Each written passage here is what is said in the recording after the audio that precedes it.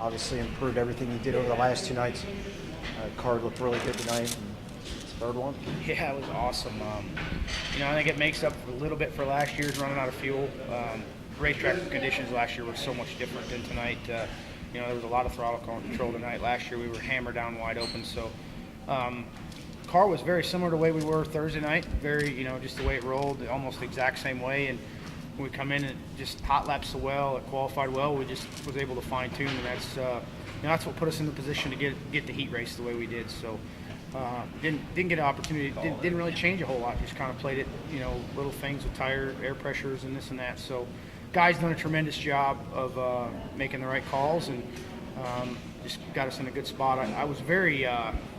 We put a full load of fuel on. I was kind of in trouble at the beginning, and you have to really pinch yourself to not panic. I mean, I was kind of going backwards, and guys were ripping the bottom and kind of getting away from me all over, but I knew if I just didn't abuse my tires and didn't get myself in trouble, I was going to be able to come back, and we started to come back there and move around on the racetrack too. So hats off to these guys. The racetrack was probably the best tonight as it was any of the nights, and I don't know if that's Tony or I don't know if that's his guys, but his passion for wanting to put on a great show for the fans and the competitors is unreal. So glad to be a part of it tonight. You did fall back to fifth there. How concerned were you about that? But you said your pace just doesn't drop or fluctuate as much as other people. Is that kind of what you were thinking? There's guys that just, from the drop of the green, they're just hammered down, and you can't. I can't do it. So why I try to keep pace at someone else's pace, I got to do what works for me. And if I just get too out of control early in the race, I just put myself in a bad spot. I learned that a couple weeks ago at Cedar Lake. The first night I tried to race with those guys the first 10 laps, and the last 20 I was just hanging. So I got to pinch myself to not do it, but it works. It doesn't work every night, but it's been working lately. Rico was hot on your trail the last several laps. Was it a matter of, did you feel him back there, or was it just a matter of when you got there, I knew you just had to get on it? I knew somebody was going to be coming. If you look back at what was going on, Kerry was on the top as lap traffic, and that 11 car, I got by him, and he kind of unlapped himself, but he did that same thing last night. So, it kind of pissed me off there a little bit. I'm like, man, you got to have a little courtesy and respect for guys that are racing for 50,000 to win. You don't got to get out of the way, but if you get past, you don't need to be trying to. And that probably got me a little bit flustered, but I was able to overcome it and get back to the top. And I'm sure I knew Rico would be coming. Rico's a gasser. Rico's he's an awesome racer. He's an awesome person. So if I was going to get beat by someone, which I don't want to get beat, I guess I was going to be okay if it was him. But it just worked out the way it did, and we were able to get to the checkered first. He got almost beside you at the flag stand in the white flag lot. What was your thinking going into one? I just got to do, the lap I'd been making down there. I just got to continue to do it.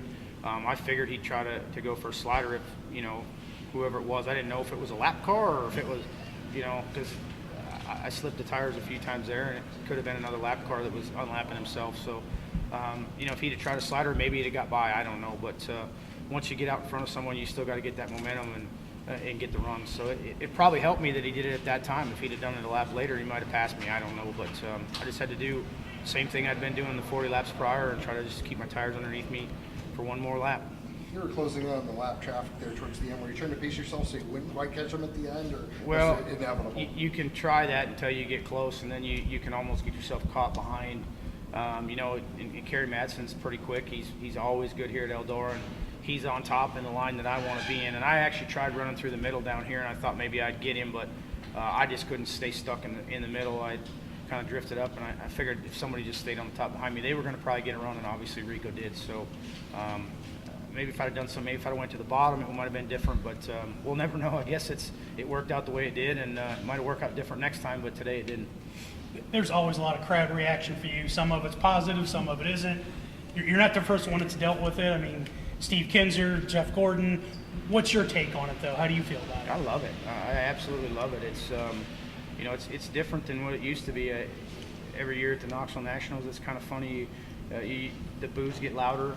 It makes you feel better. But I got to tell you, last year was pretty heartwarming because the people that booed loud, and the people that cheered tried to overpower the boos, and it was pretty cool. It was almost like a 50-50 mix. So tonight was a little bit of a, anytime you go behind Sammy, you're going to feel good because Sammy's an awesome guy. He's a hell of a racer, and he's known how to ruffle the feathers of fans forever and get plenty of booze. So I went behind him so the booze couldn't be near as loud. But that's great. I'm glad that people. You're not going to make everybody like you. I'm not going to do everything right by everyone. I don't even try. So just be the person you are. And if they don't like you, well, I'm just glad they're here, being fans and enjoying the races just like I am.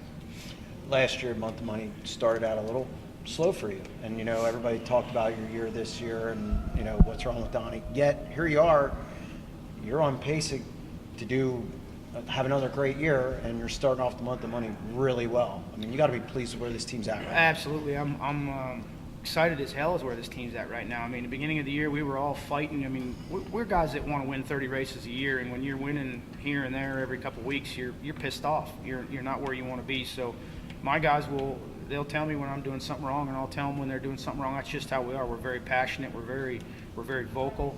Not everything's perfectly dotted T's and all, or perfectly dotted I's and crossed T's with us. We get passionate and get after each other. So what they've been doing lately is incredible, but that doesn't give you any more power for next week and the week after. You have to stay on that pace, and them guys know that you have to keep working hard.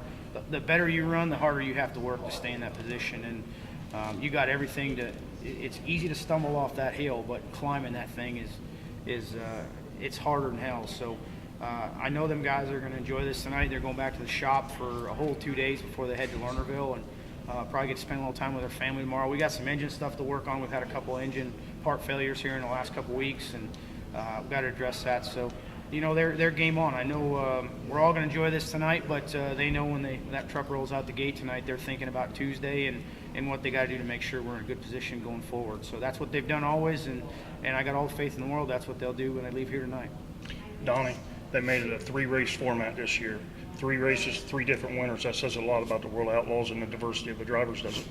Absolutely. It's 60 cars tonight. I don't think anybody's seen. I haven't been to a race where that's 60 cars in a long time. That's crazy, the amount of cars and how it played out. But it used to be an all-star show one night, not everybody run. Then it was an outlaw show the Friday night, the night before, and then the King's Royal. So however they do it, whoever sanctions it, it's all good. I'm excited to be part of it. 3 nights was really neat. I thought it might got one night too many, but hey, these people seem to love it, and they're the reason that we're here. So if they want to have 3 days, I'm going to be here for all of them, and just glad to be consistent in all 3 nights.